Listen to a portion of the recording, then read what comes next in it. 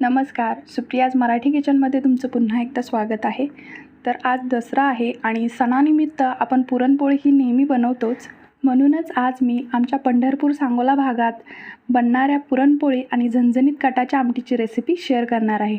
चला तर मग रेसिपीला सुरुवात करूया. सगळ्यात आधी आपण डाळ शिजवून घेणार आहोत. तर त्यासाठी मी कुकरमध्ये एक 5 ते 6 वाटी पाणी गरम करून घेतले. तर त्यामध्ये घालूयात 1 वाटी चण्याची डाळ. यामध्येच घालूया रंगासाठी पाव चमचा हळद आणि 1 चमचा तेल. तर तेल घातल्यामुळे डाळ उतू येत नाही.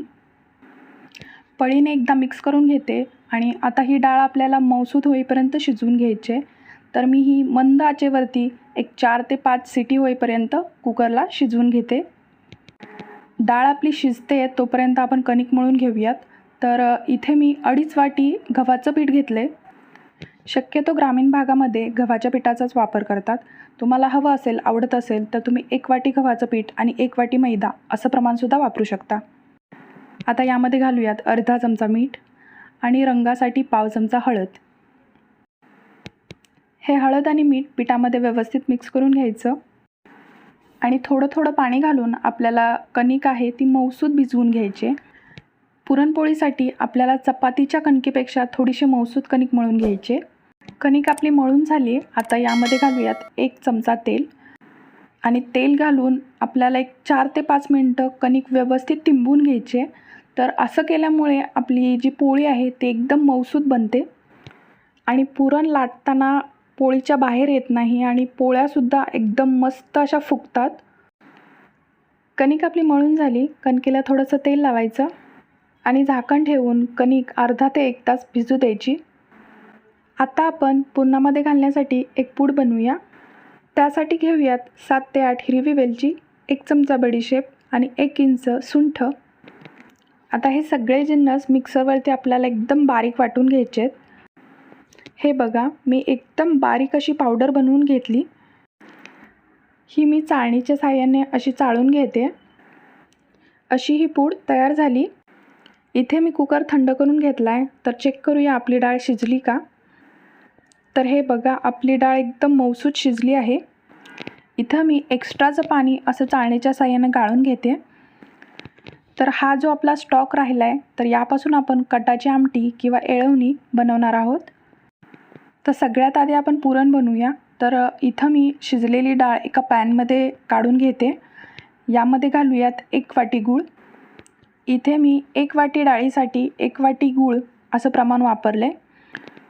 हा डाळ आणि गूळ आपल्याला व्यवस्थित परतून घ्यायचं आहे. गुळामुळे थोडंसं पाणी सुटू लागतं. तर हे पाणी आपल्याला सुकेपर्यंत डाळ आणि गूळ परतून घ्यायचं आहे.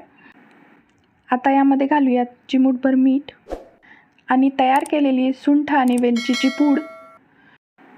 आता हे गुळाचं पाणी सुकेपर्यंत आपल्याला पुरण परतून घ्यायचं आहे. मंद आचेवरती एक 5 ते 7 मिनटं मी पुरण परतून घेतलं आहे. आता हे पुरण गरम आहे तोपर्यंतच आपण वाटून घेणार आहोत. इथं मी पुरणाच्या चाळणीवरती अशा पेल्याच्या साहाय्याने पुरण वाटून घेते. तुम्हाला या पद्धतीनं करायचं नसेल तर तुम्ही मिक्सरवरती सुद्धा पुरण वाटून घेऊ शकता. पुरण वाटून तयार झालेलं आहे आणि आपली कणिकसुद्धा छान भिजली आहे. तर ही 1 ते 2 मिनटं मी व्यवस्थित तिंबून घेते. चला तर मग पटकन पोळ्या लाटून घेऊयात. इथं मी कणकीचे गोळे तयार करून घेतलेत. तर अशा प्रकारे आपल्याला हाताने याची पारी किंवा वाटी तयार करून घ्यायचे आणि यामध्ये पुरण भरून घ्यायचं. हा तयार केलेला हुंडा आहे तो आपल्याला हातानेच थोडासा पसरून घ्यायचा आहे, जेणेकरून पुरण सगळीकडे एकसारखं पसरलं जाईल. आणि आता हलक्या हाताने आपल्याला पोळी लाटून घ्यायची आहे. कणिक व्यवस्थित भिजल्यामुळे आपली पोळीसुद्धा व्यवस्थित लाटून झाली आहे. एकीकडे तवासुद्धा गरम करून झाला आहे. तर यावरती आपण पोळी भाजून घेऊयात. एका बाजूने थोडीशी भाजून झाली की पोळी पलटून घेऊयात.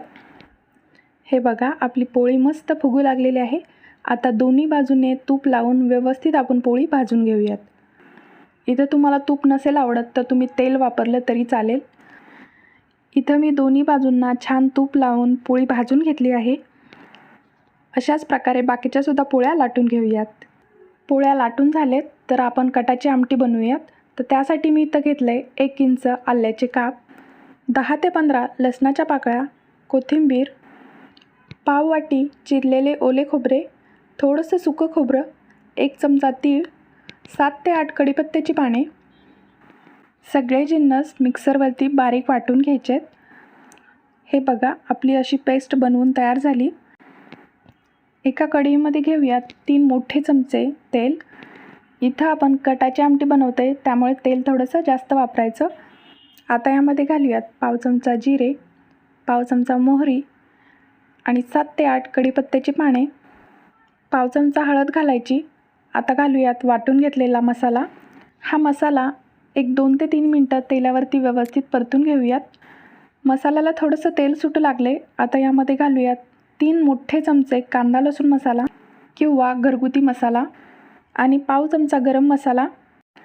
परत एकदा 1-2 मिनटं मसाला परतून घ्यायचा आहे. मसाला भाजून झाला आहे. आता यामध्ये घालूयात शिजलेल्या डाळीचे पाणी. मिक्स करून घेऊयात आणि घालूयात पाऊण चमचा मीठ. आता आमटीला दणकून उकळी काढायची आणि सगळ्यात शेवटी घालूया बारीक चिरलेली कोथिंबीर.